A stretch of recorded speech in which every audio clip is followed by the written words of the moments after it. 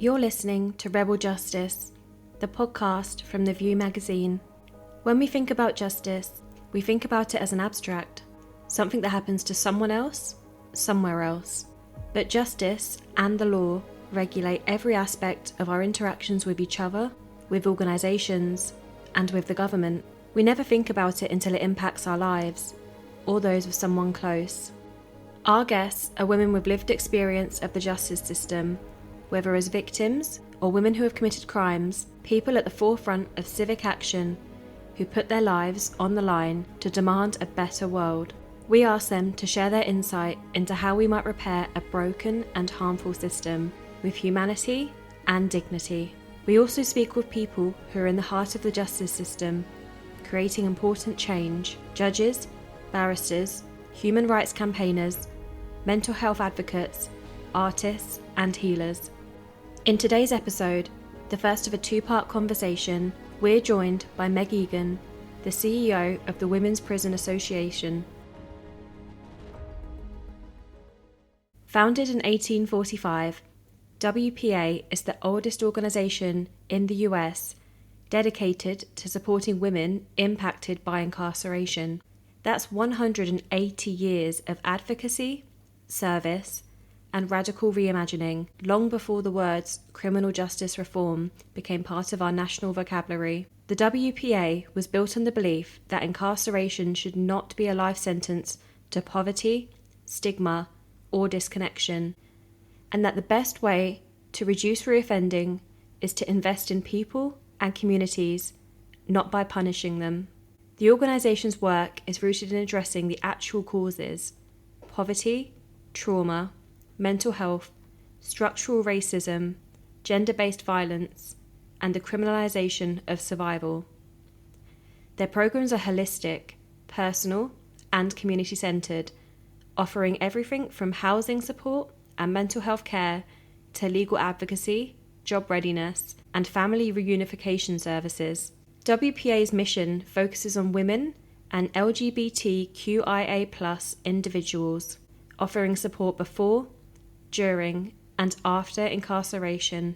Their model centers the humanity of each client and offers something rarely found in justice systems: hope, dignity, and real opportunity. They operate in courts, correctional facilities, and directly within neighborhoods across New York City, Westchester, Long Island, and beyond. The vast majority of the people they serve are Black, Latinx, and/or gender-diverse individuals who often face multiple layers of marginalization within a system that was never built for them to survive, let alone thrive. WPA is also fiercely engaged in policy and advocacy, working with justice systems to scale alternatives to incarceration, improve re-entry outcomes, and push for the kinds of systemic reforms that could one day make their services obsolete. Meg Egan, the CEO of WPA, brings both lived experience and visionary leadership to this work.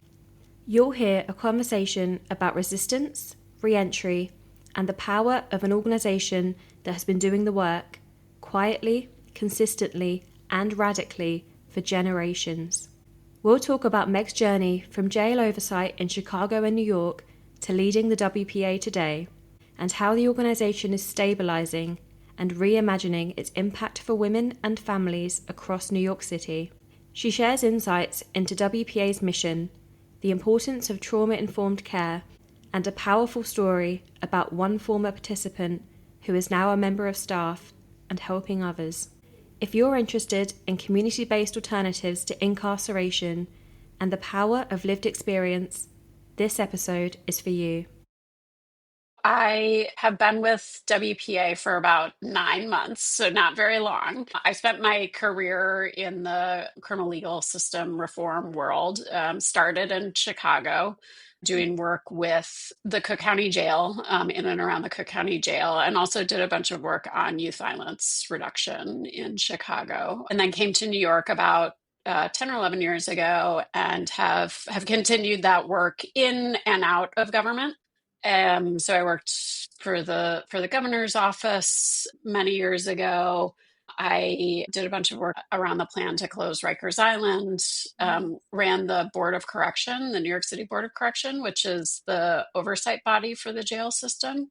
And then I've also worked for nonprofits doing research and policy development, and also worked for a wonderful nonprofit here in New York called Fountain House, which works with people with serious mental illness. Yeah, so I came to WPA about, as I said, about 9 months ago. And I came to WPA because this organization has this incredible legacy. We've existed for 180 years.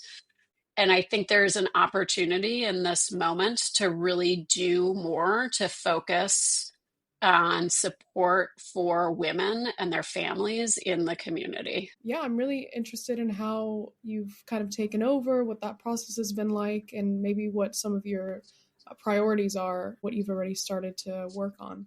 Yeah, so WPA has had some changes in leadership over the last several years. So part of what I wanted to do is just come in and stabilize a little bit. We have this amazing staff that works with women every single day. And when I say women, I mean that in the broadest sense of the word, right? Anyone who identifies as a woman, we work with. And we work with women in jail, in prison, in the community. It doesn't matter where they are, we will meet them there. And so, really, my goal in coming into the organization was just to support our staff to do that work and make sure that they have what they need to do that really important and sometimes really hard work. And so, we're doing things that, organizations do with someone new in leadership when there's been a period of instability, which is doing some strategic planning, really trying to figure out like what is WPA's both vision of the world and our vision, our place in that world. And so we've started this planning effort, and we're talking to everybody that we can, talking to our staff, we're talking to participants, current and former participants, partners, stakeholders, really trying to get a sense of how we best as WPA leverage our legacy, because we have this incredible legacy, but also meet the moment. So that work has been really fun and exciting. The staff has participated in really, really important ways and given us a lot of good feedback. And, I think we're setting a direction for the future. As I said, that leverages the legacy that we have, but I think really takes advantage of the moment we are in and really centers on the support that we can give women in the community, regardless of where they are in the legal process. Interesting how you can take the legacy, but also recognize what's current now that you need to change within your system. Yeah, the work evolves. And this has been, this is one of the interesting things about our DNA, I would say, is again, it's 180 years old. And so it's evolved over time to really meet women where they are. From the start, we worked with women who were leaving prison, and this was in the mid 1800s. And we continue to do that work in many ways, but we also launched the first alternative to incarceration, home-based alternative to incarceration program specifically for women in the city. So, we continue to evolve, and I think that's an important part of our DNA to honor and continue. Yeah, because it's the first organization in the U.S., right, to focus specifically on women. Yeah. And incarcerated women. Yeah, that's really impressive. And you mentioned like it keeps evolving, things keep changing nearly to over 2 centuries. What do you see as the most critical needs today in comparison? Yeah, I would say, and this isn't going to be surprising to anyone who's involved in these issues. I mean, one is housing, safe and stable housing. And two is robust, trauma-informed, because so many of the women that we work with have really deep traumatic histories, providing those women with really robust care and specifically mental health care. And then there's employment, and real employment, meaningful employment, so that women can support their families. And so what we're trying to do is really identify those needs and where we can build that what I describe as an infrastructure of service, an infrastructure of support in the community that women can access regardless of where they are in the legal process. So, we can engage people when they are just coming in and needed an alternative to detention, an alternative to jail, to remain in the community with their family. We can, as they're in the community and their case is progressing, we can continue to work with them. We can also work with people who are returning from prison, from the 3 prisons upstate where women can be. I would like us to set up that infrastructure of service and support rather than focusing on one point in the system. And my hope by doing that is that support provides a real off ramp from the criminal legal system, that we are able to address those sort of basic needs that are absent and then ultimately lead to engagement with the system, because that's what we've done, right? We've essentially criminalized poverty. And so if we can reverse that trend, one, people are no longer engaged in the system. 2, we make incarceration obsolete. Like, the real public safety default is the community, because the outcomes are so much stronger for when we're able to support people in the community rather than sending them to jail or prison. And the research is pretty clear on the detrimental effects of incarceration.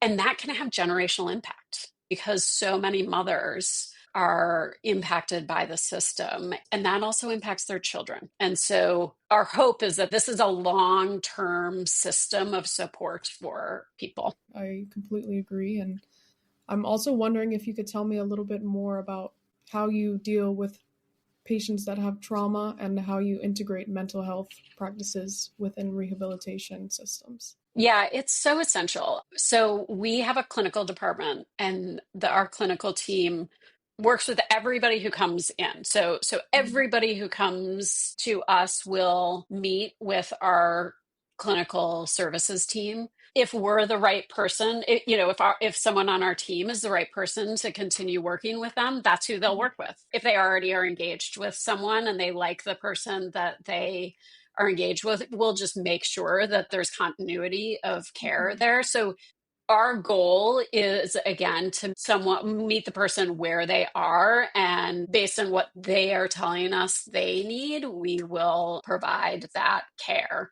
And I imagine that care will only increase, as we see more and more women come into our care. That will be an essential pillar of support for us.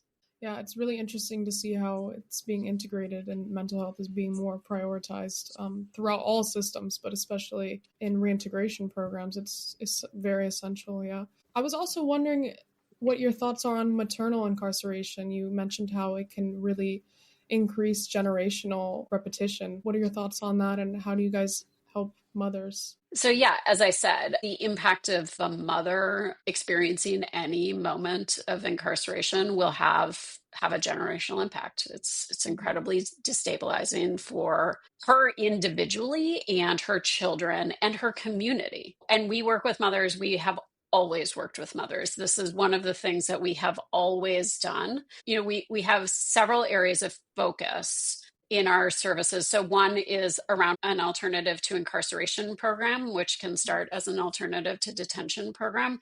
And that is designed to allow women to remain in the community and remain with their families, with their children. So it's really, that was the original intent behind sort of the in-home care that the women receive, is to remain with their children.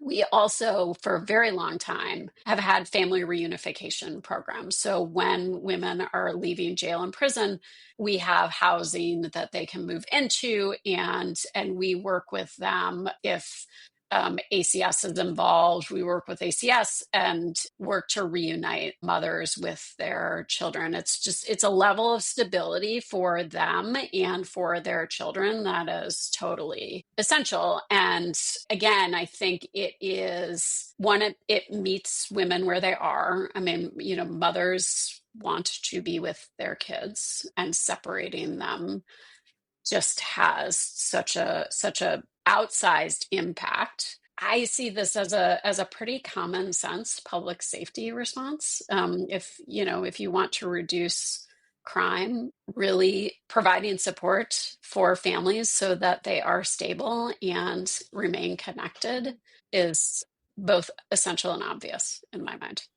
Yeah, no, definitely. I agree with that. Could you tell me a little bit more about a story or an example that has really touched you that illustrates the power of this continuum of care? One thing that we haven't talked about is there are many members of our staff who have their own lived experience.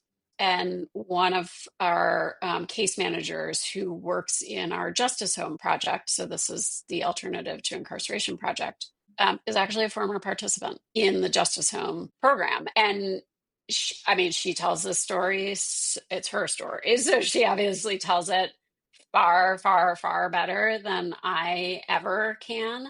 And she's telling her story in a really powerful way. And what she says is she had been studying criminal justice in college. She was in school. She had a young daughter. She came into contact with the system. She was released and told to go to an alternative to incarceration program, and she just didn't have a good feeling about the program. She was being mandated to because she was worried that they wouldn't understand exactly what she needed as a young single mother. And so she found WPA. She came to work with us. She had an incredible case manager who now actually runs the program. Delby Calix is the woman who runs the program, and she's incredible. And she worked with WPA and was able to have her case dismissed, and then went through our employment program. We have an employment program and really works with women around her soft skills and resume building and that kind of work in order to set them on a path to find meaningful work. And after her employment program, we actually offered her an internship. And at the end of her internship, she was offered employment with WPA.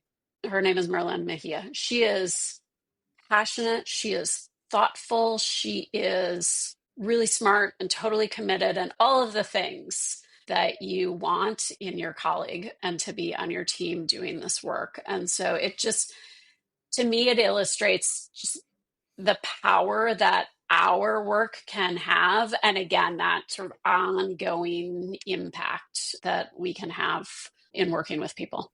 It's like a full circle moment. Keep pursuing that and keep continuing with that perseverance. That's really inspirational. It's so hard to even just do those steps. Yeah, if you're a young single mom, just getting through navigating the system that is incredibly complicated and designed in many ways to set people up to fail. And she figured it out on her own and is thriving and continues to learn and continues to grow. And I find her incredibly inspiring. And she's also just a joy to work with. It's really incredible.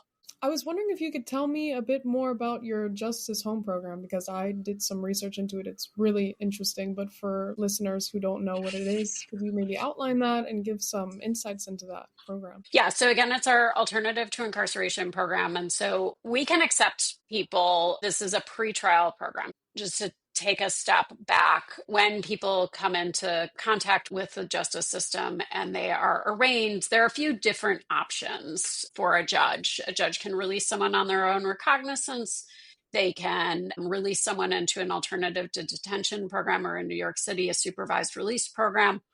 Or they could release to an alternative to incarceration program that usually is a little bit later in the process, or they can set bail. And if the person can post the bail, they remain in the community. But if not, they're going to Rikers Island. So our Justice Home program will work with women at any point. If they're released into an alternative to detention program, that's where they can begin their journey with Justice Home, and then we go back to court, and they're mandated.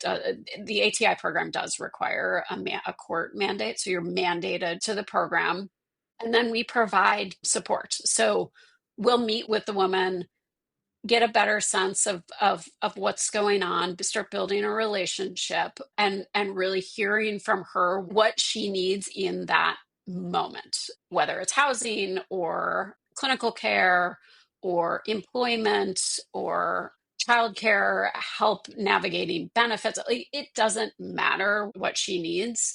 We will then develop a case plan that's really about providing her with the support she needs. And that's part of the court mandate. And so then we will also work with her and her defense attorney and the judge and help her navigate that process. And usually, the mandates are a couple of years. It kind of depends on the judge, but usually it's a couple of years that they are with us. And then, when they've completed their mandate, assuming all has gone well, then they will be discharged and the charges can be dismissed.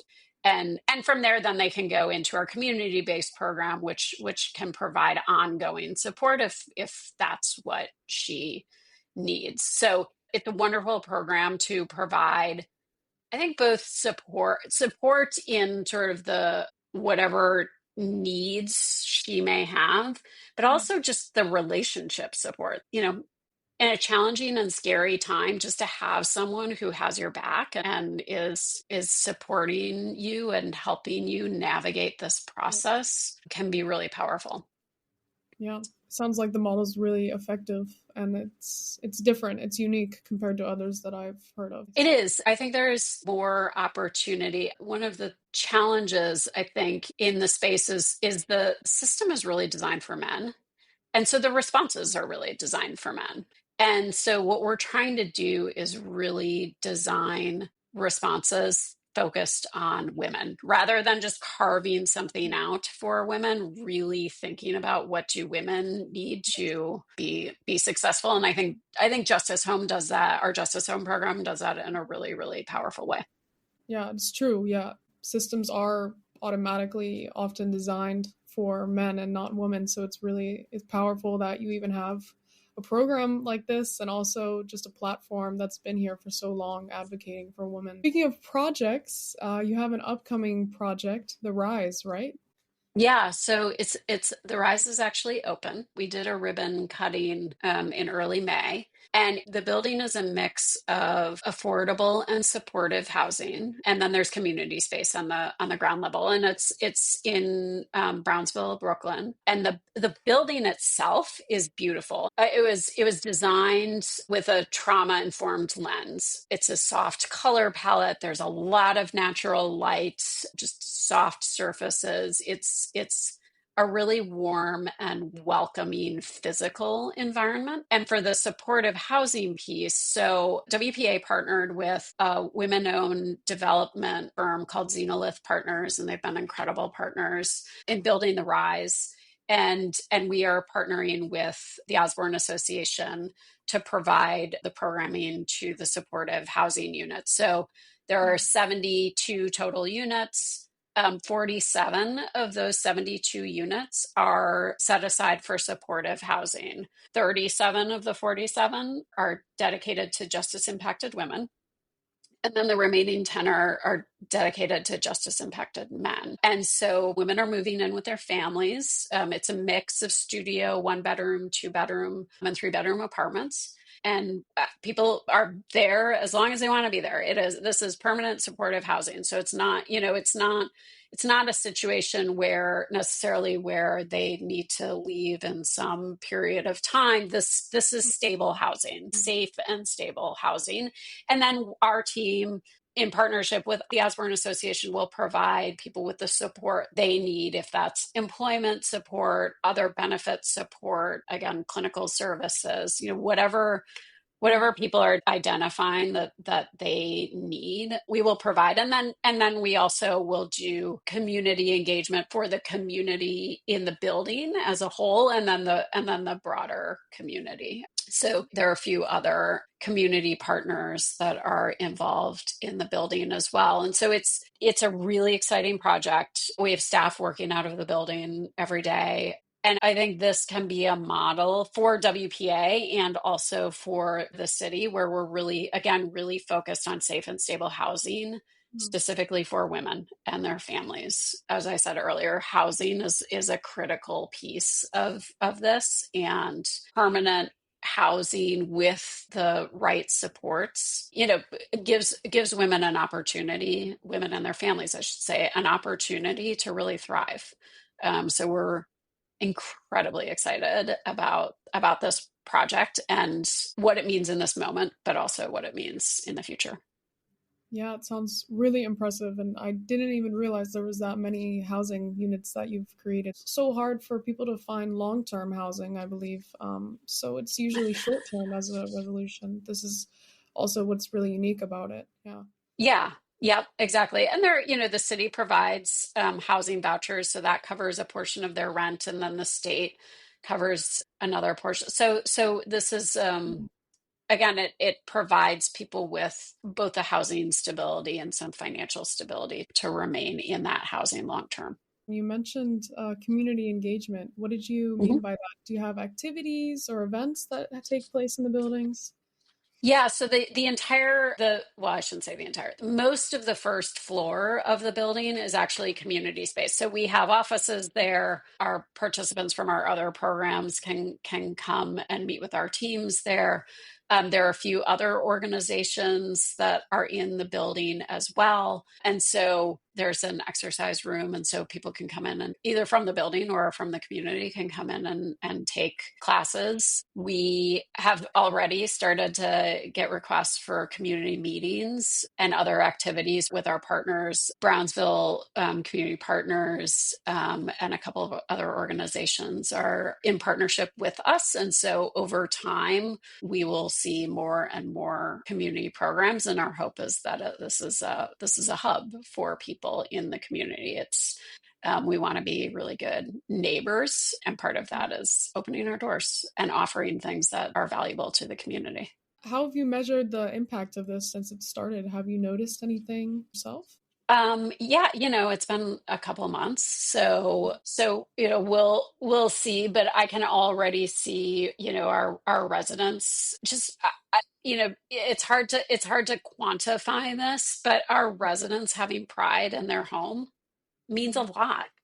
And we have one resident, Jamil, who actually spoke at our ribbon cutting, and he's a trans man who worked with us at Bedford, which is one of the state prisons. So that's how he became connected with WPA and learned about the building from our staff, and has moved in and has gone through our employment programs, and just has an incredible amount of pride in where he is living and what that means for his opportunities and his ability to thrive. And so he's looking for other programs that he can connect to in order to continue on his journey. He joined me for a meeting with the state parole board a few weeks ago and just talked about his experience and what he's experiencing now that he's in the community. And so he's also finding his voice to advocate for change that can help him, but also help others. So, that's, again, it's hard to quantify, but that's a pretty incredible outcome in a couple months. That was Meg Egan, CEO of the Women's Prison Association, an organisation that's been redefining justice for women and LGBTQIA+ people for nearly 2 centuries. Their work is a reminder that real change doesn't always make headlines, but it does change lives. This conversation marks the beginning of our journey into the realities of incarceration and what it truly means to build justice from the ground up. We've heard about the personal stories that fuel the WPA's mission, stories shaped by struggle, survival, and strength. But behind every individual experience lies a bigger system, one that criminalizes poverty, punishes trauma, and too often fails those most in need of support. Next time on Rebel Justice, we step back to look at the system itself. We'll talk housing, policy, and power, and how change is being built into bricks and mortar, how funding and legislation can transform lives, and what it really takes to move from reform to revolution. If part 1 was about who we fight for, part 2 is about how. You've been listening to Rebel Justice. If you'd like to support our work and receive 4 digital editions and 1 print issue a year, subscribe to The View for just £20. Make sure to follow us on our social media. We're on Instagram at the_view_magazines. And you can also find us on LinkedIn, X, and TikTok. If you'd like to reach out to us directly, you can email inquiries to us at press@theviewmagazine.org. Please share this story.